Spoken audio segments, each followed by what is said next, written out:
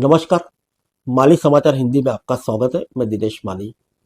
क्यों 13 नंबर को पूरी दुनिया मानती है मनहूस, आइए जानते हैं।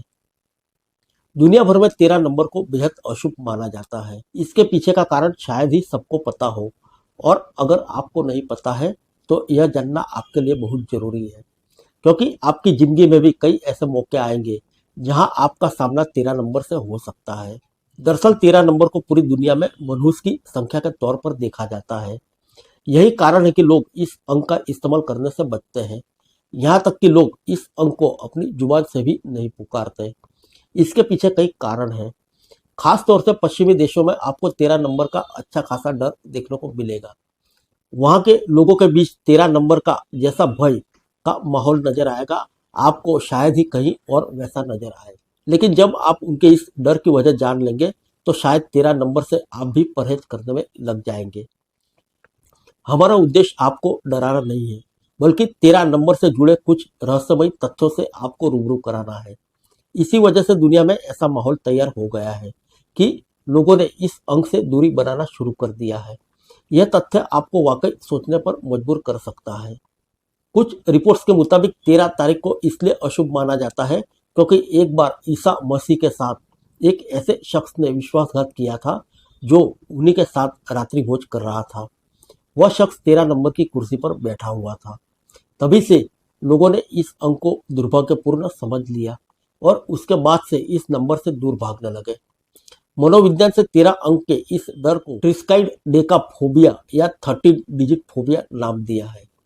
डर इस हद तक बढ़ गया है कि इसकी वजह से लोगों ने 13 नंबर का इस्तेमाल ही बंद कर दिया। अगर आप फॉरेन ट्रिप पर गए हो और आपको किसी होटल में ठहरते वक्त 13 नंबर का कोई रूम या किसी इमारत में 13वीं मंजिल न नजर आए तो समझ जाना कि होटल का मालिक 13 नंबर को अशुभ मानता है।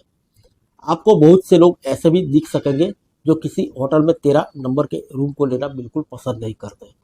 इसके अलावा आपको किसी बार या रेस्टोरेंट में 13 नंबर की खाने की टेबल नहीं दिखाई देगी। वहीं बात करें फ्रांस की, तो वहाँ के लोगों का मानना है कि खाने की मेज पर 13 कुर्सियां होना अच्छा नहीं है। इटली के कई ओपेरा हाउस में भी 13 नंबर का इस्तेमाल से बचा जाता है। आइए जानते हैं भारत में 13 नंबर के बारे में। आपकी जानकारी के लिए बता दें कि 13 नंबर का यह डर न सिर्फ पश्चिमी देशों में बल्कि भारत के लोगों पर भी सवार है। यहाँ भी बहुत से लोग इस अंक को अशुभ मानते हैं। आपको यह बात शायद ही मालूम हो कि सपनों के शहर कहे जाने वाले चंडीगढ़ देश का सबसे सुनियोजित शहर माना जाता है। यह पंडित जवाहरलाल नेहरू के सपनों का शहर हुआ करता था। लेकिन आप यह नहीं जानते होंगे कि इस सुनियोजित शहर में सेक्टर 13 नहीं है। दरअसल इस शहर का नक्शा बनाने वाले आर्किटेक्ट ने 13 नंबर का सेक्टर ही नहीं बनाया। वह 13 नंबर को अशुभ मानता था। उस आर्किटेक्ट को इस शहर का डिजाइन करने के लिए विदेश से बुलाया गया था। आइए जानते हैं अटल बिहारी वाजपेयी के 13 नंबर के बारे में।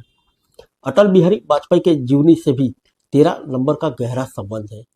अगर आपको याद हो तो प्रधानमंत्री काल में उनकी सरकार पहली बार महज 13 दिन ही स्थिर रह सकी। इसके बाद फिर जब वाजपेयी के सामने दोबारा शपथ ग्रहण का मौका आया तो उन्होंने 13 तारीख को चुना। इसके बाद उनकी यह सरकार भी सिर्फ 13 महीने तक ही चली। पुनः वाजपेयी ने 13वीं लोकसभा के प्रधानमंत्री के रूप में 13 दलों के सहयोग से 13 तारीख को ही शपथ ली, लेकिन फिर 13 को ही हार का सामना करना पड़ा। कई लोग इसे महज संयोग नहीं मानते। फिर मिलेंगे अगले बुलेटिन में अन्य किसी खबर के साथ। तब तक के लिए इजाजत दीजिए। नमस्कार।